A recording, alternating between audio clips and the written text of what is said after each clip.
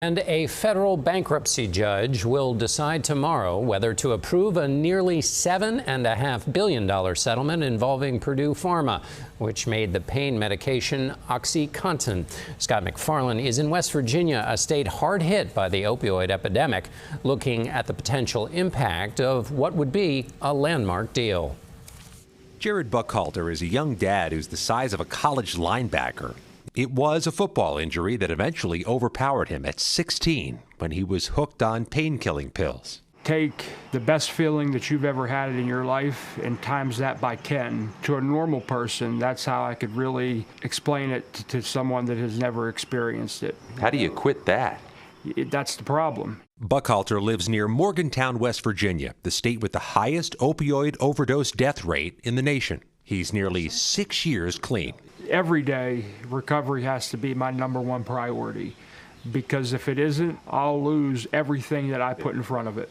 When 60 Minutes visited with Buckhalter last year, he said he hoped there'd be a breakthrough to curb America's opioid epidemic, which kills tens of thousands of people a year.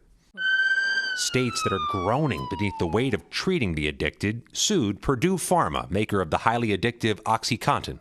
After years of negotiating and the collapse of a previous deal, the company and its owners will pay more than $7 billion over the next 15 years, if approved. Where do you think we can be in 15 years? Is most of this gone? I don't think so. Dr. Patrick Marshalik is an addiction specialist at West Virginia University. He says he'd like some, but not all of the money spent on treatments. They say an ounce of prevention is worth a pound of cure, and I know that's kind of cliched, but yes, we have tools to help people once they get sick, but it'd be nice to have less people getting sick.